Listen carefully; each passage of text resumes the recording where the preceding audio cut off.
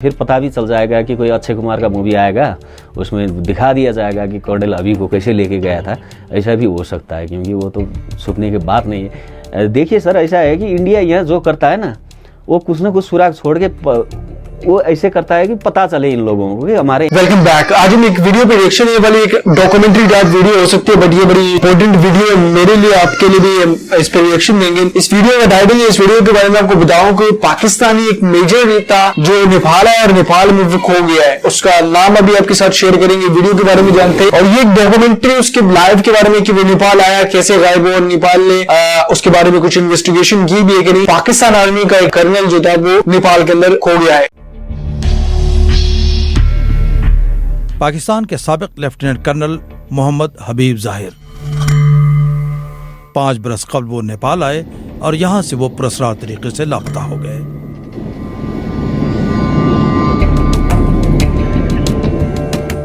उनकी गुमशुदगी की तहकीकात की गई थी। इस तफ्तीश से क्या पता चला, कोई सुराग मिल सका? ये जानने के लिए मैं नेपाल गया। मैंने नेपाल में उन्हीं रास्तों से सफर किया जिन रास्तों से कर्नल हबीब ने सफर किया था, और उस मकाम तक गया जहां वो आखिरी बार देखे गए थे। कर्नल हबीब जाहिर 5 साल कबल काठमांडू इंटरनेशनल एयरपोर्ट के इसी टर्मिनल पर उतरे थे। यहां से उन्हें लुम्बिनी शहर जाना था। इसके लिए उन्हें डोमेस्टिक फ्लाइट पकड़नी थी और डोमेस्टिक एयरपोर्ट यहां से कुछ दूरी पर है। काठमांडू में मुझे नेपाल हुकूमत के कई मौजूदा और साबिक एहलकारों से मुलाकात करनी थी। नेपाल में कर्नल हबीब की गुमशुदगी की तहकीकात की गई थी, लेकिन इसकी रिपोर्ट कभी आम नहीं की गई। नवराज सिलवाल उस वक्त नेपाल पुलिस के नायब सरबराह थे, अब वो रुकने पार्लिमान हैं। मुझे लगता है कि नेपाल की एजेंसियां और इंटरनेशनल एजेंसियां भी इसमें, जब जहाँ तक दूसरे तीसरे देश के मामले आए तो फिर मल्टीनेशनल टास्क फोर्स भी बना करके इसको इन्वेस्टिगेशन करना पड़ेगा। मुझे लगता है इसको अगर अभी तक ये इशू सॉल्व नहीं हुआ तो फिर सॉल्व करने के लिए नए तरीके से नए सोच बना करके नया पैनल खड़ा करके आगे बढ़ना भी ज़रूरी है लगता है।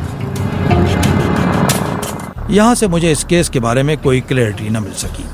मैंने महसूस किया कि नेपाल के सरकारी हलकों में कर्नल हबीब की गुमशुदगी का मामला बहुत हसास है। मैंने साबिक वजीर आजम के एक मुशीर गोपाल खनाल से मुलाकात की। मैंने उनसे पूछा कि कर्नल हबीब की गुमशुदगी का मामला एक बड़ा वाकया था, इसके बारे में उस वक्त की हुकूमत को क्या इन्फॉर्मेशन मिली थी। एक सेना का ऑफिसर का लापता होने का है, लेकिन इसमें कहीं न कहीं एक थोड़ा एक प्रकार के कई टसल हमको नज़र आते हैं, जो पाकिस्तान का, जैसे इंडिया के जिक्र है कि पाकिस्तान का कहीं ना कहीं इन्वॉल्वमेंट होगा शायद वहाँ पे। लेकिन नेपाल सरकार का ये मानना है कि इशू नेपाल के इशू है ही तो नहीं, लेकिन नेपाल के जो टेरिटोरी से वो गायब हुए थे नेपाल से, इसलिए नेपाल सरकार थोड़ा उसको ध्यान दिया था। तो एक कमेटी भी बनाया, रिपोर्ट भी आ गया। मेरे ख्याल में नेपाल सरकार को अभी मालूम, उनके वेयरएबल्स के बारे में मालूम तो नहीं है, लेकिन ये मानना है कि वो नेपाल में नहीं है। लेफ्टिनेंट कर्नल हबीब जाहिर यहाँ नेपाल आने के बाद पुरस्कार तौर पर लापता हो गए। हुकूमत पाकिस्तान ने इंडिया की तरफ इशारा करते हुए इसमें होस्टाइल एजेंसियों का हाथ होने का इल्ज़ाम लगाया है। यहाँ कई वजहों से कई मुल्कों की खुफिया एजेंसियाँ सरगर्म रही हैं। मैंने होम मिनिस्ट्री से रब्ता किया, यहाँ के पुलिस डिपार्टमेंट के आला एहलकारों से बात की, लेकिन कोई भी कर्नल हबीब की गुमशुदगी के बारे में बात करने के लिए तैयार नहीं है। उनका कहना है कि मामला काफ़ी पुराना है और इसके बारे में उन्हें कुछ मालूम नहीं है।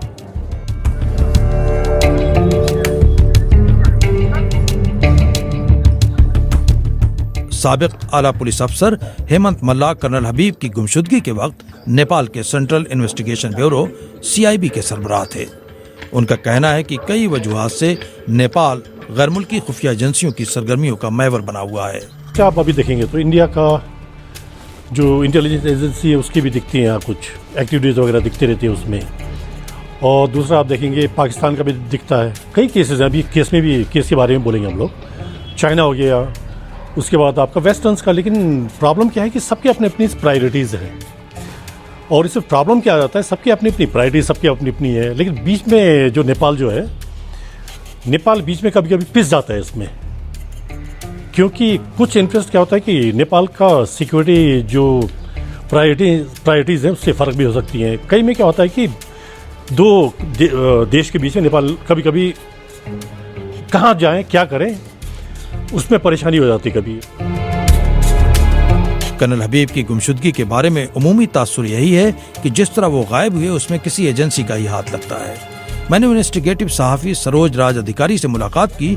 उन्होंने अपने मुल्क में गैर मुल्की एजेंसियों की जासूसी सरगर्मियों की गहरी छानबीन की है और उन पर 2 किताबें भी लिखी हैं। उनका कहना है कि कर्नल हबीब जिस तरह गायब हुए, हो सकता है कि पाकिस्तान का यह इल्जाम सही हो कि इसमें हॉस्टाइल एजेंसियों का हाथ है। देखिए, अभी तजुर्बे की बात हुई कर्नल हबीब की, मेरे ख्याल से वो साउथ की तरफ ही गए होंगे और शायद उनको ले जाया गया भी होगा। वो आपको 8-10 साल के बाद फिर पता भी चल जाएगा कि कोई अक्षय कुमार का मूवी आएगा, उसमें दिखा दिया जाएगा कि कर्नल हबीब को कैसे लेके गया था। ऐसा भी हो सकता है, क्योंकि वो तो छुपने की बात नहीं है। देखिए सर, ऐसा है कि इंडिया यहाँ जो करता है ना, वो कुछ ना कुछ सुराग छोड़ के वो ऐसे करता है कि पता चले इन लोगों को कि हमारे यहाँ इतनी इन्फ्लुएंस है। बहुत ओपन सीटेड।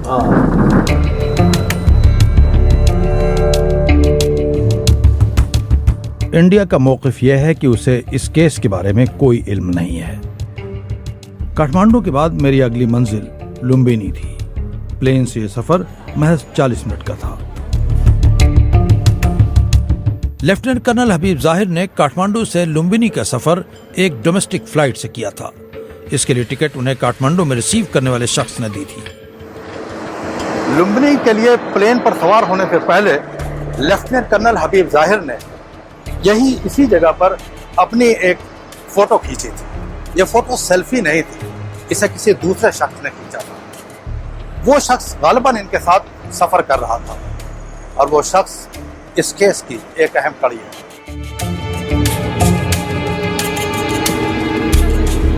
कर्नल हबीब ज़ाहिर को अक़वाम मुत्तहिदा की किसी मुलाजमत के इंटरव्यू के सिलसिले में लुम्बिनी बुलाया गया था। लुम्बिनी नेपाल और इंडिया के दरमियान एक सरहदी कस्बा है। यहाँ बौद्ध मजहब के बानी गौतम बुद्ध की पैदाइश हुई थी। ये एक खालिस मजहबी मुकाम है। यहाँ कोई कमर्शियल या बिजनेस एक्टिविटीज नहीं होती। लुम्बिनी का हवाई अड्डा इंडिया की सरहद से 5 किलोमीटर की दूरी पर वाक़ है। कर्नल हबीब ने अपनी फैमिली से आखिरी बार राब्ता इसी हवाई अड्डे से बाहर आने के बाद एक टेक्स्ट मैसेज के जरिए किया था। भाई हामी सुनोइ नगइकन हामी यहीँबाट फर्क्या, सुनोइ नगइकन फर्क्या हो, केही छैन।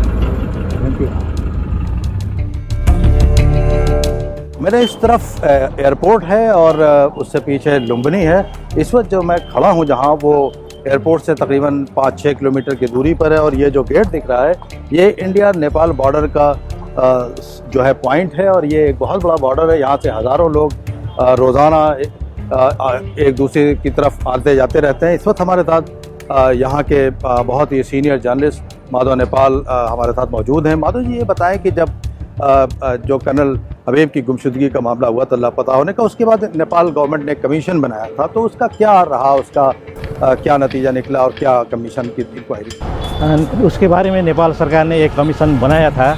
उस समिति ने छानबीन भी किया, लेकिन वो कोई नतीजे पर नहीं पहुंचा। तो ये बताएं कि जो इसकी कोई रिपोर्ट आई थी, कोई इसको पब्लिक किया गया था? नहीं, अभी तक नेपाल सरकार के ओर से कोई रिपोर्ट पब्लिश नहीं किया है। कूटनीतिक हिसाब से पाकिस्तान को बुझा दिया तो हमको मालूम नहीं, लेकिन नेपाल सरकार ने कोई रिपोर्ट सार्वजनिक नहीं किया है। नेपाल हुकूमत की तफ्तीश भले ही किसी नतीजे पर न पहुंची हो, लेकिन एक बात वाज़ेह है कि लेफ्टिनेंट कर्नल हबीब ज़ाहिर लुम्बिनी एयरपोर्ट और इंडिया की सरहद के दरमियान ही कहीं गायब। उनके साथ कौन सफ़र कर रहा था, उन्हें यहाँ किन लोगों ने रिसीव किया, ये वो अहम सवाल हैं जिसके बारे में नेपाल के सिक्योरिटी इदारे पूरी तरह खामोश हैं। 5 साल बाद भी कर्नल हबीब की गुमशुदगी पुरस्कार बनी हुई है, उनका कोई सुराग नहीं है। लेकिन अहम बात यह है कि जो लोग उन्हें ले गए वो उन्हें क्यों ले गए।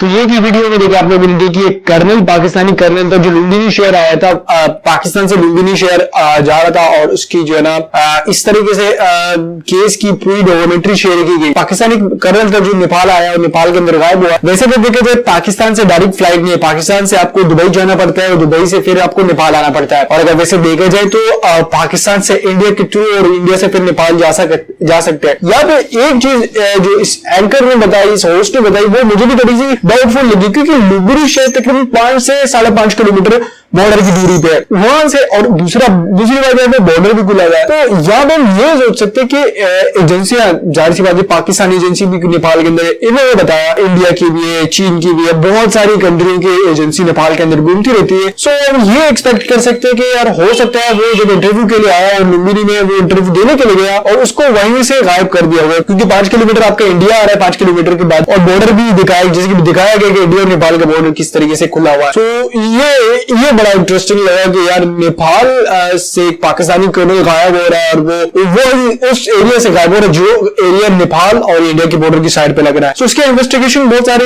लोगों ने बोला कि की गई है, बट उसकी रिपोर्ट पब्लिक नहीं की गई, उसको पब्लिक करनी चाहिए ताकि पता तो चले पाकिस्तान को कि उसके कर्नल कहां गायब है। जहां तक पाकिस्तान के लोगों का और मेरा माइंड है वो हो सकता है कि इंडियन एजेंसी उसको लेके गई हो। और दूसरी बात यहाँ पे ये भी कि इसने ये बताया कि एक पिक्चर ली गई, सेल्फी नहीं है, एक बैकएंड कैमरे से एक पिक्चर ली है। अब उसके साथ कौन कौन बंदे थे ये तो वही लोग बता सकेंगे कि कर्नल हबीब कहां गायब हुए। और ये भी कहा कि इंडिया ये कह रहा है कि हमें इस कर्नल हबीब की केस के बारे में कुछ भी पता नहीं कि वो कहां से गुम हुए हैं, गुमशुदगी कहां से हुई है। तो ये बड़ा ऐसा केस है कि जैसे कि मिस्ट्री वाले केस है, इस पे फिल्म भी बन सकती है। और एक पुलिस वाले ने तो ये भी बोला कि यार 5-7 साल बाद जो है ना, अभी तो 5 साल हुए, 7-8 साल बाद और हो सकता है इंडिया की किसी बॉलीवुड मूवी में इस कर्नल हबीब के बारे में बताया जाएगा कि नेपाल से हमने उसको छुपाया या उसको छुड़ाया। हो सकता है क्योंकि इंडिया बहुत सारे क्लू छोड़ देता है। अब वैसे तो वो नहीं मानता, बट क्लू छोड़ देता है कि यार हमने ये चीज की है या इस तरह करेंगे। तो ये चीज भी है। अगर इंटरेस्टिंग लगे वीडियो तो फिर मिलते हैं नेक्स्ट वीडियो में, तब तक के लिए अल्लाह हाफिज।